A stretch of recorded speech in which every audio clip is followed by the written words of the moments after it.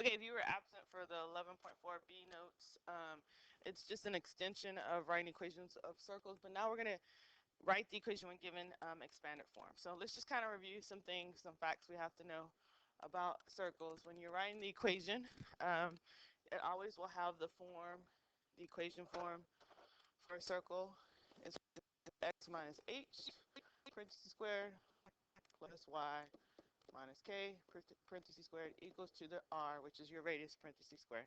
And then the parts of this we have to remember is that the center is the order pair h and k, right? So we're looking at some different ways of writing these equations for a circle for different scenarios and different parts to make sure we have those algebra skills that are embedded in the problem correct. So on this first one, they've given you a graph. So from the graph, you need to pull out the center, okay, and just read it off the graph. We see we're going to the left 3, so that's negative, and up 2.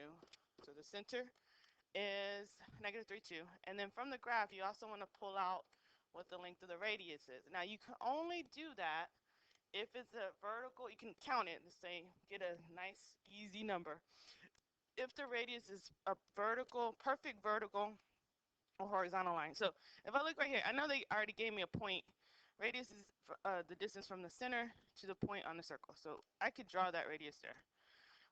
But let's see if I can see if it's an exact. So this would also be a radius. Here's a horizontal line. And do you see how that point is not exactly on the grid? It's a little bit more than 2 units. So I'm not going to I can't estimate here. I'm going to have to calculate and actually figure out what that radius length is. Now, in order to do that, so if it's not exact, in order to do that, you will have to either use the distance formula, okay, and I'm just going to abbreviate that. Use the distance formula, or you can use Pythagorean theorem with the slopes of that radius. So to me, that's easier. So if I count my rise over run, the slope, I'll write it over here, the slope of that radius is up to the left one. So the slope is a negative, negative 2, but rise over run 2 over negative 1. So to get to that radius, I'm going to use Pythagorean theorem. I'm going to take that vertical distance, square that, take the horizontal distance, square it, and then basically we get the radius is the square root of 5. So we know that the radius is the square root of 5. So now I'm just taking that information and putting it into the form that represents the equation of a circle. So I'm trying to think if I have some room down here. Sorry about that. Yeah, I'm gonna do it underneath. Okay. So I'm gonna plug it into my form, and we already know what the center is, so that becomes x plus 3, because it was a negative, so we do the opposite. Negative minus a negative becomes a positive. And then we have y minus k, which was our 2. And then our radius, which is square root of 5 squared. Now we do need to simplify this. I'm going to see if I can move this down a little bit. Sorry. Move you down. Well, that defeats the purpose. Sorry about that.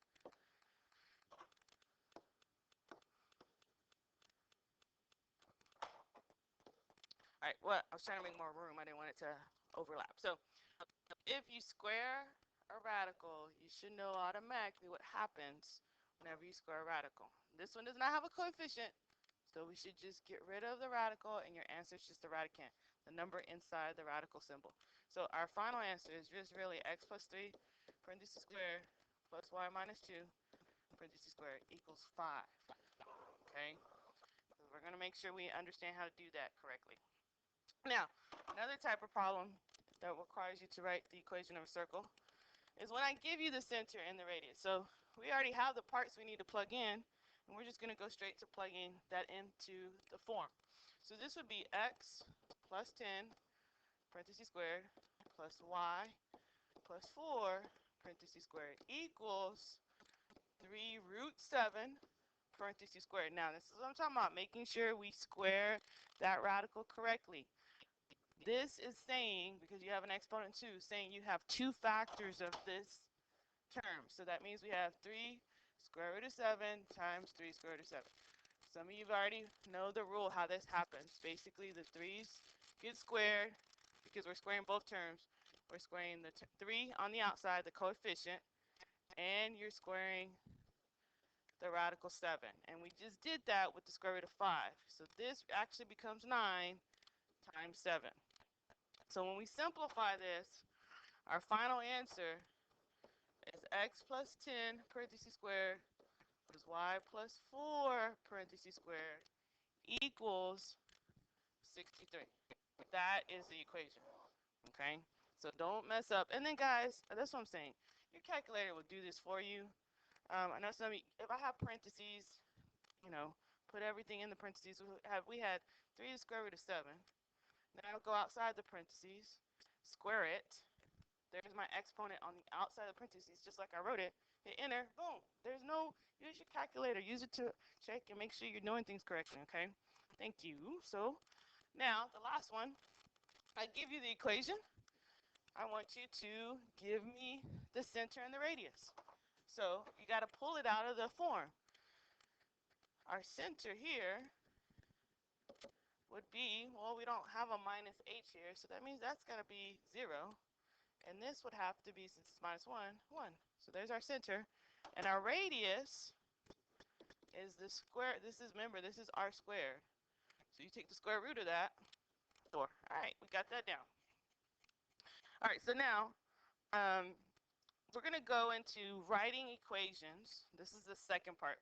This is the part that we're going to really focus on. Writing equations over a circle in expanded form, putting it into the general standard form. Our general standard form that they're referring to is like what we did on our review. We can do x minus h parentheses squared, y minus k parentheses squared equals radius squared. We're going to get it. This is our expanded form here. We're going to change it into our general standard form. So there are some things we need to recognize. There's some steps here that we need to highlight and make sure we follow to properly problem solve this. So the first thing, let me just kind of get into the key information. We're going to always group our like terms, all numbers on the right side, and then our variables will be on the left. And then this will end up being what we'll do next. So always we are going to first group the like terms. So when I group like terms, kind of leave some space because we're going to add some information here when we do the next step, because this will be second over here. So here's what's going to happen. Get my variables on the left side group. Get my constants, my numbers on the right side group. So this becomes x squared minus 4x. That's a group. And then we have y squared plus 6y. That's a group. And then over here on the right side, because this is where our number is going to go, this will be 12. Now, if you're not too sure where I came up with 12, I had to add the 8. I have to move that 8 over by adding it to both sides, okay? So that's the first thing, group your like terms. Now, don't worry about the parentheses yet, just get them together. Now, the second step is we're going to take half the coefficient of the x and then square and then add it to each side. So half the coefficient of x. Here's our coefficient of x. We're going to take half of that. That's a negative 4. Take half of that. That would equal negative 2. And then we're going to square that. Gives me that positive 4. And then we're going to add that to each side. So we're going to say plus 4 here. And then we're going to say plus 4 over here on the right side. And we're going to do that with the y coefficient as well. So here's our y coefficient. It's the 6. We take half of that, which is our 3. We square that, which is our 9. And then we add the 9. And we add the 9 to both sides. Okay? And now we're going to go back to factoring like we did on so many different units. What you're going to need to do is you're going to factor each variable grouping as a difference of 2 squares. Okay, let's say you don't remember what that is, but you know how to factor, okay? And so I'm going to take this first grouping I have right here, my x grouping, and I'm going to just factor like a normal trinomial. But it's going to end up being a difference of 2 squares because this sign right here tells me I'm going to end up subtracting. Whatever the sign is in the middle, that's the sign that's going to be in my grouping. So basically, what's our factor of 2 with the sum of a negative 4? Well, that's going to end up being x minus 2 parentheses squared. Okay? And I do that for the y grouping as well. What factors of 9 with the sum of 6? Put my plus sign. This would be y plus 3 parentheses squared. And then that is going to equal to the sum that I have on the right side, the 12 and the plus the 4 plus the 9. And that gives me my 25. And then we have our general standard form. This is our equation of our circle. Okay? What we have to do from here, and I think you're missing on the notes, so we need to add this to our notes. After we do this, our next thing is we're going to have to list, let me extend this page for a little bit. We're going to have to list the center and the radius from the equation. Okay, so we're just going to look at it. I'm going to just put C for center. Our center is that, remember, our H and our K. So that would be 2 comma negative 3. Remember, it's going to end up being the opposite. And our radius, the 25 is the radius squared. We just take the square root. It's 5. So if you can't factor the grouping, when you're up here, if you didn't get it into a factorable group, and that's usually an indicator that something went wrong. So just, we can't get to this step right here, the factoring of each grouping. We need to go back up to taking the half, check our work, make sure we can break it down. So we got first, group the like terms. Second, take half of the x coefficient, then square it. This would probably end up being step 3. This would be our 4th step, factor each grouping. And this will be our 5th step. List the center and the radius. So we need to go ahead and highlight this fact as well. So let's get that highlighted. And that takes care of our steps. You need to kind of memorize these steps. None of this is on the formula chart, including the equation of a circle. So make sure you know that. And now we're going to go into some practice. So we're going to rewrite each circle in standard form and state the center and the radius of the circle. So step 1, what's our first thing we have to do here?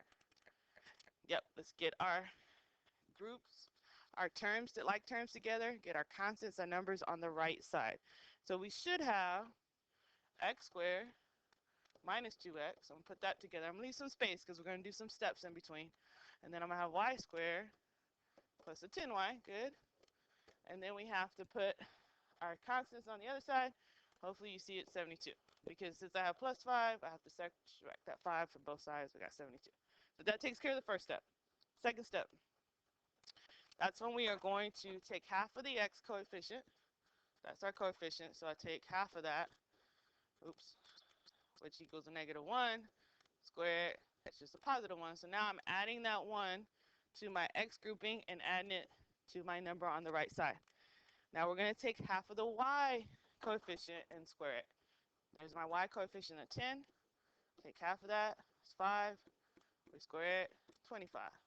So it means we're going to, oops, and I probably need to move this so I can make some room. Maybe you don't have room, but you're going to bear with me just a little bit here, just so it looks a little neater. Come on, sorry. It won't move for me. Well, let's do this. Sorry about this. We're going to have plus 25, and that's going to equal, we're going to add that 25 to the other side. All right? Now, we are going to do what? Now we have that. Do our grouping. Factors our grouping. Factor our x. We want to factor that. We want factors of 1. That would give me a negative 2 as a sum of those factors. Now remember, this is the key. That sign right there tells me something. So it's going to be x minus just 1. A negative 1 times a negative 1. Did I write that right? Yeah. And then we're going to have, negative 1, negative 1, positive 1, negative 1, negative 1, negative 2. Then we're going to factor our y. There it is right there. Okay. And so we're going to do factors of that. So put a plus sign here because we're trying to get into that standard form. And hopefully you see, yep, that's just y plus 5 parentheses squared. And then we have our sum of our constants on the right side. And hopefully we see that this is 98. Okay. Now, I'm going to have to move this down just a little bit because after we do that, you have to pull the center and the radius from the equation. So our center is 1 comma negative 5. Let's see, I get that. Our radius is the square root of this 98. So we actually have to simplify that. We have to simplify that. And you can simplify square root of 98. I believe you could do 49. And 2, double 49 give you 98. 49 is a perfect square, so that perfect square comes out. So the radius is actually 7 root 2. Okay. All right, so what I would like for you to do is just pause the video, try these next two problems, check your work, and then if you need to, just follow the video to make if you made a mistake and then get the answer to get a better understanding. So go ahead and pause it, and then come back, and I'm going to have the answers on here and just finish explaining. All right, so the solution to this next example, if we've done it correctly, is x plus 3 parentheses squared, and then y plus 2 parentheses squared equals 26. And then our center,